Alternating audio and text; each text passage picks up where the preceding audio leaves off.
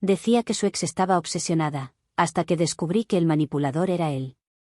Nunca pensé que el nombre de una ex pudiera ocupar tanto espacio en una relación nueva, pero con él fue así desde el principio, solo que al inicio no lo noté porque lo envolvió todo con una lógica aparentemente impecable. Cuando lo conocí, tenía esa calma de quien se presenta como alguien ya resuelto, como un hombre que viene de una historia difícil pero cerrada, un hombre que aprendió, maduró, y ahora solo quiere paz. Me lo decía con pequeñas frases que sonaban honestas porque venían acompañadas de cansancio, de esa mirada que parece haber llorado lo suficiente como para no tener ganas de inventar nada. Una noche, después de cenar, nos quedamos sentados en su auto, con el aire acondicionado demasiado frío y la música bajita como fondo, y fue ahí cuando la mencionó por primera vez. No fue un drama, no fue un relato largo. Fue casi una advertencia envuelta en resignación. Mi última relación fue complicada, me dijo, mirando hacia el parabrisas, como si las palabras le pesaran.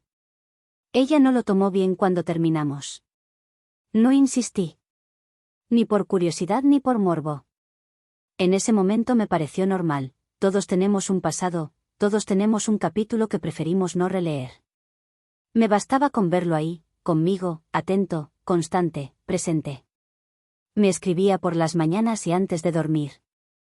Me llamaba solo para saber cómo me había ido el día. Cuando estábamos juntos no parecía distraído ni ausente, tenía esa forma de mirarte que te hace sentir elegida, importante, casi necesaria. Y esa idea, ser el descanso de alguien, me gustó más de lo que debería admitir. La ex empezó a colarse en nuestras conversaciones como se cuela la humedad en una pared, primero como algo mínimo, casi anecdótico, y luego como una presencia que ya está ahí aunque tú finjas que no. Hoy volvió a escribirme, decía con un suspiro, y me enseñaba el teléfono solo lo suficiente para que yo viera un nombre y un bloque de texto largo. Nunca lo suficiente para leerlo completo. Y de inmediato, como si quisiera controlar el significado antes de que yo pudiera interpretarlo. No quiero que pienses mal, pero ella tiene problemas para soltar. Yo asentía, incómoda, sin saber dónde colocar esa información. Me decía que no era asunto mío. Que él estaba conmigo ahora, que lo sano era no competir con fantasmas. Lo extraño es que él no parecía asustado de ella, no hablaba como alguien en peligro, sino como alguien fastidiado, y a la vez, secretamente satisfecho de ser tan importante, para alguien que supuestamente ya quedó atrás. Con el tiempo, esos comentarios se volvieron más frecuentes. Si salíamos y su teléfono vibraba, lo giraba boca abajo de inmediato, como un reflejo. Si yo preguntaba, la respuesta era siempre la misma, casi ensayada. Es ella otra vez. A veces se mostraba molesto, a veces, cansado. Nunca agresivo, nunca demasiado a la defensiva, lo justo para que yo sintiera empatía y no dudas. Hubo una noche que no puedo borrar de mi mente. Estábamos en su apartamento, viendo una película, cuando el teléfono empezó a vibrar sin parar sobre la mesa. Él lo tomó, leyó algo y frunció el ceño con una paciencia estudiada. Lo siento, dijo. A veces se pone intensa. ¿Quieres contestar? Pregunté, intentando sonar casual, como quien no quiere ser esa novia. No. Si le respondo, no para, me dijo, y apagó el teléfono. No sentí celos. Sentí otra cosa, más sutil, más difícil de nombrar, una incomodidad que no tenía forma, como si algo en esa escena estuviera mal, pero yo no tuviera todavía el lenguaje para explicarlo.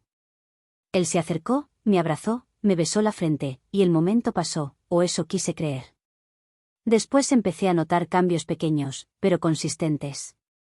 Si yo hacía una pregunta inocente, ¿cuánto tiempo llevaba realmente separado? ¿Por qué seguía llegando, de vez en cuando, ese tema? Él se ponía serio. No enojado, pero sí tenso, como si yo hubiera tocado una herida que tenía instrucciones de no abrir. No quiero hablar de eso, decía, y yo retrocedía. Retrocedía porque él sabía cómo colocarme en el lugar correcto, el de la mujer, madura, la que no presiona, la que entiende, la que no se parece a la otra. Y sin darme cuenta, empecé a regularme a mí misma. A cuidar lo que preguntaba. A medir mis reacciones. A tragarme dudas para no activar esa comparación silenciosa que él dejaba caer como una amenaza delicada. Está obsesionada, decía a veces con una media sonrisa, como si hablara de un problema ajeno. Se inventa cosas. En más de una ocasión agregó, con esa condescendencia que parece calma pero es control. Por eso terminamos. Esas palabras se me quedaron clavadas. No como advertencia directa, sino como sombra. Porque sin quererlo, empecé a actuar como si hubiera una regla invisible en la relación. Si hago preguntas, me convierto en ella. Si expreso incomodidad, me convierto en ella. Si pido claridad, también. El primer mensaje de ella llegó 6 meses después, una tarde cualquiera, mientras yo estaba en una fila haciendo algo tan normal que el contraste me dio escalofríos. Un mensaje corto, sin insultos, sin dramatismo, sin ese tono desesperado que él siempre describía. Solo una frase, limpia, directa. No sé qué te ha dicho sobre mí, pero necesito hablar contigo. Me quedé mirando la pantalla demasiado tiempo. Sentí el impulso inmediato de bloquearla, de ser leal, de proteger la relación, de demostrar que yo no iba a caer en juegos. Pero algo en la forma en que estaba escrito, esa ausencia de caos, esa precisión tranquila, me hizo dudar por primera vez de manera real. No respondí. Tampoco se lo conté a él ese día. Guardé el teléfono en el bolso y seguí con mi rutina como si nada hubiera pasado, aunque por dentro algo empezó a resquebrajarse. Esa noche, acostada al lado de él, escuché su respiración tranquila y miré el techo con una claridad incómoda. Yo había aceptado su versión demasiadas veces sin cuestionarla, no porque fuera la verdad, sino porque era más fácil que dudar. Todavía no sabía qué iba a hacer con ese mensaje. Todavía no entendía el tamaño de lo que estaba a punto de descubrir. Pero en ese silencio exacto, antes de dormirme, me golpeó una idea que no me dejó en paz. Tal vez el problema nunca fue que ella no supiera soltar. Tal vez el problema era que él necesitaba que alguien siempre estuviera intentando hacerlo. Actualización 1. Pasaron varios días después de ese mensaje sin que yo hiciera nada con él. Ni responder, ni bloquear, ni contárselo a nadie. Solo lo dejé ahí, como si ignorarlo pudiera devolverme a la tranquilidad de antes. Me repetía que no era mi problema, que involucrarme solo iba a traer conflictos innecesarios. Él siempre había sido claro conmigo, su ex no estaba bien, buscaba atención, no aceptaba el final.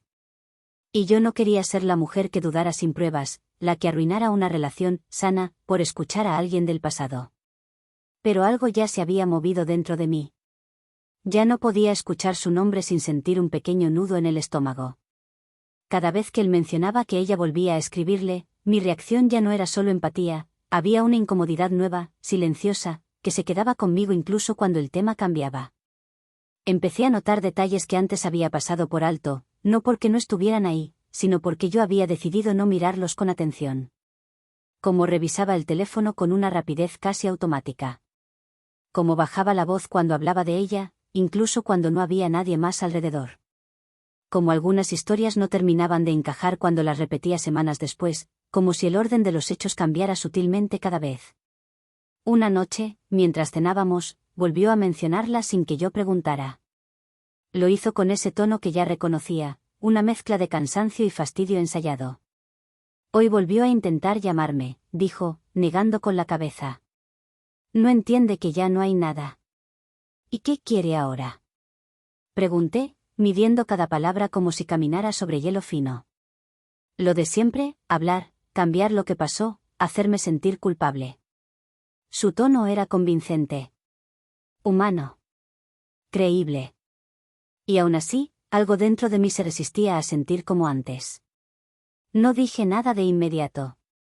Él lo notó. Siempre lo notaba. ¿Te molesta? Preguntó, mirándome fijo. No, respondí, mintiendo. Solo me resulta raro que siga apareciendo tanto tiempo después. El ambiente cambió en segundos. No discutió, se recostó en la silla y suspiró, como si yo acabara de confirmar algo que él ya temía. Por favor, no empecemos con esto, dijo. Pensé que eras distinta. Esa frase me cayó como un peso en el pecho. Pensé que eras distinta. Era exactamente lo que él decía de ella. De pronto me sentí a la defensiva, justificándome por una pregunta que, en cualquier relación sana, habría sido normal. Me disculpé sin saber bien de qué. Cambié de tema. Esa noche me fui a dormir con una sensación incómoda, como si hubiera hecho algo mal sin entender exactamente qué. Los días siguientes fueron un equilibrio tenso. Él se mostró más cariñoso, más presente.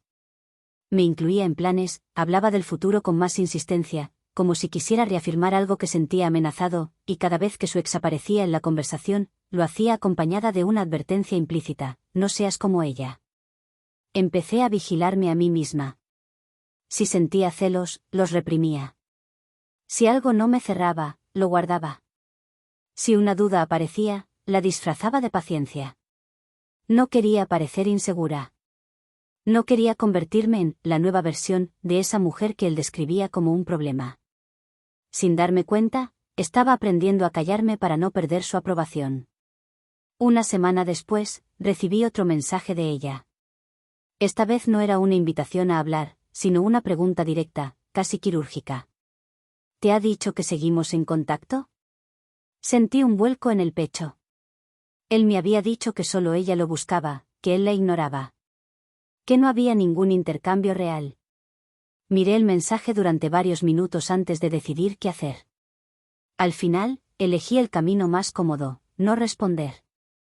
Minutos después, se lo mencioné a él, casi como quien busca validación. Me escribió otra vez, le dije, mostrándole la pantalla. Su reacción fue inmediata. Tomó el teléfono, frunció el ceño y negó con la cabeza, como si el caso estuviera cerrado antes de empezar. Esto es justo a lo que me refiero, dijo. Quiere meterse entre nosotros. ¿Qué hago? Pregunté. Bloquéala, respondió, sin dudar. Es lo mejor, para nosotros. Bloquearla fue un gesto pequeño, pero definitivo. Sentí que estaba eligiendo un lado, cerrando una puerta sin saber qué había del otro lado. Él me abrazó, agradecido, y me dijo que así podríamos estar tranquilos. Yo sonreí, pero esa noche me costó dormir. No por ella. Por mí. Por lo fácil que había sido silenciar una duda solo para evitar un conflicto. Pasaron los meses. La relación continuó, al menos en apariencia. Pero algo ya se había instalado entre nosotros, una tensión invisible. Cada vez que yo pedía un poco más de claridad, él se ponía a la defensiva. Cada vez que necesitaba reafirmar algo, lo hacía comparándome con su ex, aunque fuera de forma sutil. Ella también empezó así, dijo una vez. Y mira cómo terminó todo. Esa frase ya no me dio miedo. Me dio una certeza incómoda. La ex volvió a aparecer poco después, de una forma que ya no pude ignorar. Usó otro medio, otro camino, y lo que dijo, con una precisión imposible de inventar, hizo que todas las piezas sueltas empezaran a alinearse en mi cabeza. Por primera vez, me permití pensar algo que me había negado desde el inicio. ¿Y si él no estaba siendo honesto con ninguna de las dos? Esa pregunta no explotó. No pidió respuestas inmediatas. Pero se quedó conmigo. Y fue el principio del fin. Actualización 2. Tardé varios días en reunir el valor para desbloquearla. No porque no quisiera saber la verdad, sino porque intuía que, una vez que lo hiciera, ya no habría forma de volver a la comodidad de antes. Dudar de él ya me incomodaba, escuchar a la otra parte significaba aceptar que mi intuición llevaba tiempo intentando decirme algo que yo no quería oír. Lo hice después de una discusión pequeña, casi insignificante. Una de esas que no deberían escalar, pero que dejan un mal sabor porque revelan algo más profundo. Habíamos quedado en vernos y canceló a último momento, con una explicación vaga, mal armada. Cuando pregunté un poco más, su reacción fue inmediata: molestia, impaciencia, esa tensión que ya empezaba a reconocer. Siempre tienes que complicarlo todo, me dijo. Así empiezan los problemas. Ahí supe que ya no podía seguir postergándolo. Abrí el teléfono y busqué su nombre. Le escribí algo simple, casi neutral. Dijiste que necesitabas hablar. Si aún quieres hacerlo, dime. La respuesta llegó rápido. Demasiado rápido, como si estuviera esperando mi respuesta. Gracias por contestar. No quiero problemas. Solo quiero que sepas la verdad. Quedamos en hablar por teléfono. No en persona. Yo necesitaba distancia, incluso de su voz. Cuando atendí, no escuché gritos ni reproches. Escuché cansancio. Un cansancio denso, persistente, como de alguien que lleva demasiado tiempo girando alrededor de lo mismo sin encontrar una salida real. Me contó que habían terminado oficialmente hacía más de un año, pero que el contacto nunca se había cortado del todo. Que cada vez que ella intentaba avanzar, él reaparecía. A veces con nostalgia, a veces con confusión, a veces con promesas ambiguas. Me habló de mensajes, de llamadas, de conversaciones que no significaban nada, pero que nunca terminaban de desaparecer. Hasta ahí, todo encajaba. Lo que empezó a incomodarme fue otra cosa. La forma en que hablaba de él no era solo de alguien que quería cerrar una etapa. Había una atención excesiva en los detalles, una necesidad de explicarme no solo lo que había pasado, sino cómo se había sentido, cómo lo había interpretado, cómo le había dolido. Como si, al contarme todo eso, siguiera buscando un lugar dentro de la historia. Me decía que tú eras intensa, dijo en un momento. Que te imaginabas cosas, que no confiabas en él. Sentí un escalofrío. No porque fuera una acusación nueva, sino porque era exactamente el mismo lenguaje que él usaba conmigo, solo que invertido. El mismo libreto, los mismos adjetivos, las mismas frases, cambiando de destinataria según convenía. Le pedí pruebas. No para atraparlo, sino porque necesitaba algo concreto que rompiera la imagen que yo había sostenido durante meses. Me las envió sin dudar, mensajes recientes, fechas que coincidían con momentos en los que él estaba conmigo, frases casi idénticas a las que me decía a mí, copiadas con una precisión inquietante. Colgué la llamada y me quedé sentada en la cama durante mucho tiempo, mirando un punto fijo en la pared. No lloré. No sentí rabia inmediata. Sentí claridad, pero no completa. Algo encajaba, sí, pero algo más quedaba flotando.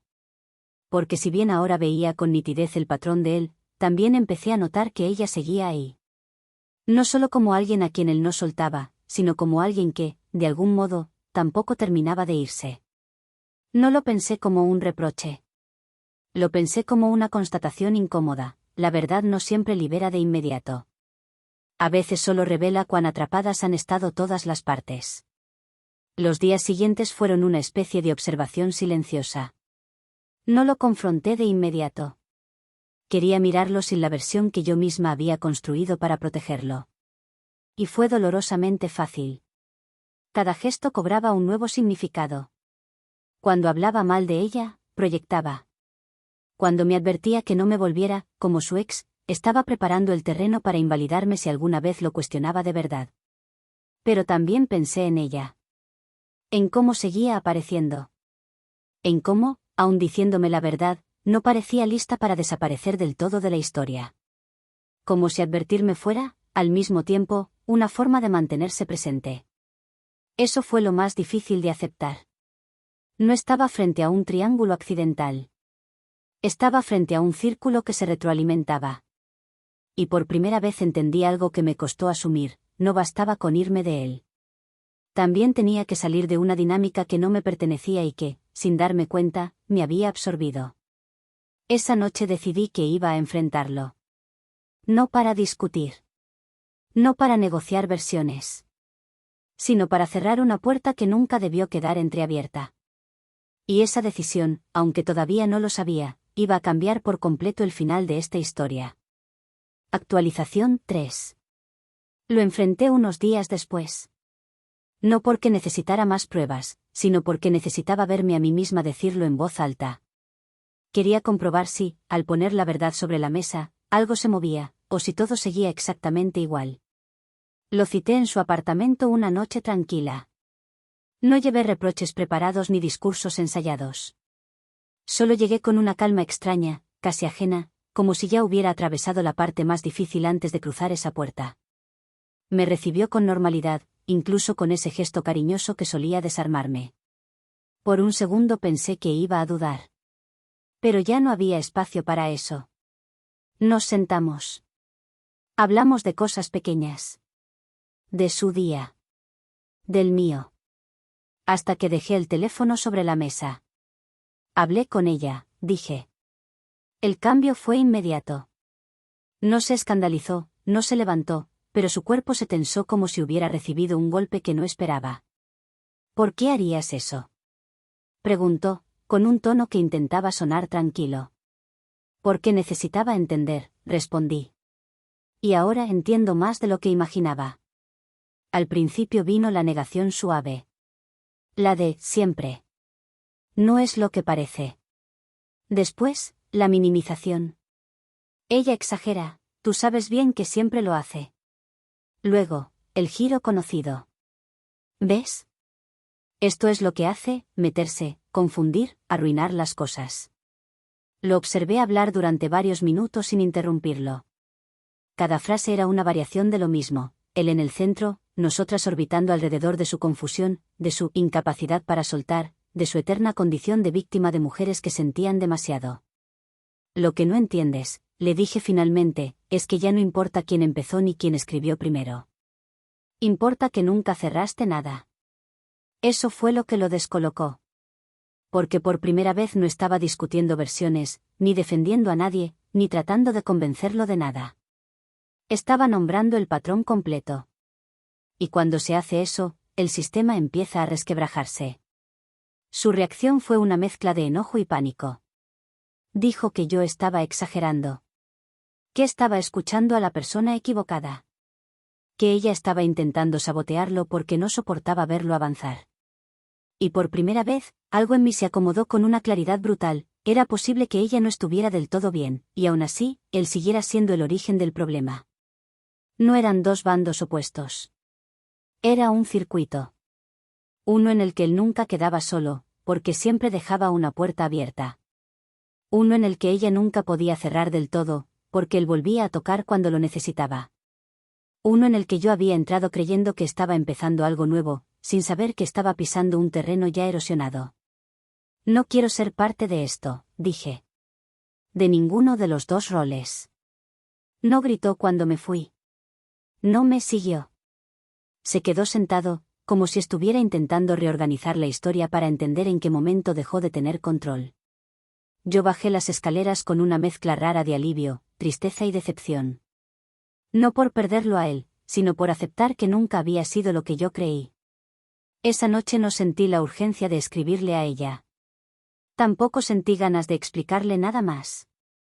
Entendí que advertir no siempre significa salvar, y que a veces la verdad no corta el lazo de inmediato, solo lo vuelve visible. Me fui sabiendo algo que no había querido aceptar antes, no estaba saliendo de una relación fallida, sino de una dinámica que se alimentaba del conflicto, de la confusión y de la atención constante. Y no sentí culpa por irme. Sentí como si por primera vez en mucho tiempo, veía luz al final del camino. Todavía no sabía qué iba a hacer con todo eso. Todavía no tenía un cierre limpio. Pero ya había dado el paso más importante, dejar de competir en una historia que nunca fue mía. Actualización final. Durante varios días después de irme, no hice nada. Y ese fue el primer acto que no encajaba en el guión que él conocía. No hubo mensajes largos, ni reproches, ni intentos de cerrar bien. No lo bloqueé de inmediato. Tampoco lo confronté otra vez. Solo desaparecí del tablero. Él, en cambio, no tardó en reaccionar. Primero fueron mensajes confusos, escritos como si nada grave hubiera pasado. Después vinieron las preguntas disfrazadas de preocupación. Más tarde, los reproches suaves. El clásico, no entiendo por qué estás actuando así, que ya sabía traducir, necesito volver a tener control.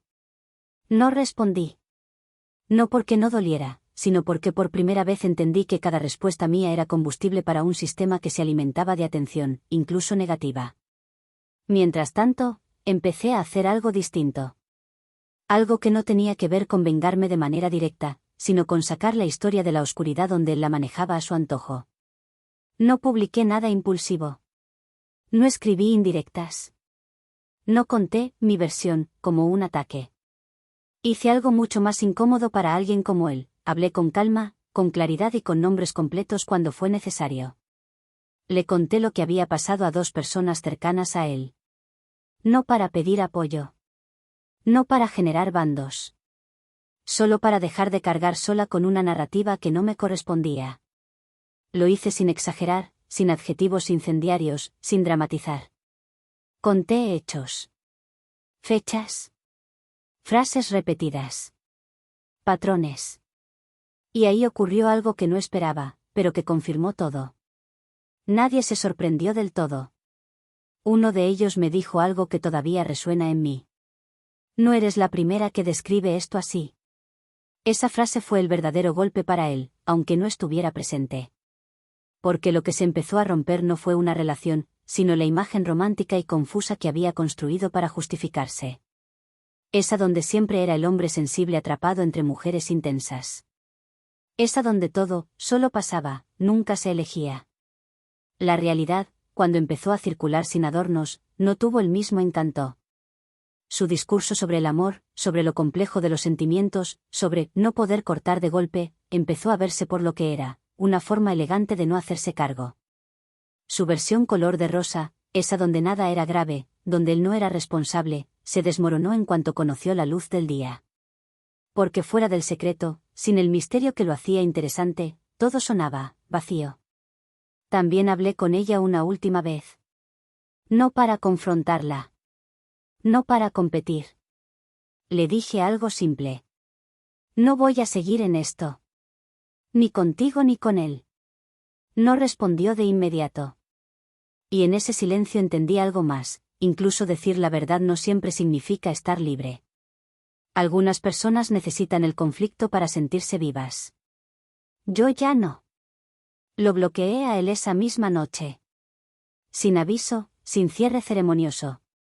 Cerré la puerta con la misma calma con la que había entendido todo. No por falta de dolor, sino porque el dolor ya no me debía decisiones. Con el paso de las semanas supe que su mundo empezó a achicarse. No porque alguien lo atacara, sino porque ya no tenía a quien triangular. Sin dos mujeres girando alrededor de su confusión, quedó frente a algo que siempre había evitado, él mismo. Yo, en cambio, empecé a recuperar algo que había perdido sin darme cuenta, mi centro. Dejé de preguntarme si había sido demasiado tolerante, demasiado paciente, demasiado comprensiva. Entendí que mi tolerancia no fue debilidad, fue miedo a quedarme sola. Y ese miedo, aunque seguía ahí, latente, ya no mandaba. No siento compasión por él. Tampoco odio. Siento algo más frío y definitivo, distancia emocional real. Esa que no necesita revancha explícita porque el sistema colapsa solo cuando una pieza se retira. No quise destruirlo. Quise salir limpia. Y lo hice. La ex, obsesionada, no era solo una caricatura. La novia, demasiado comprensiva, tampoco.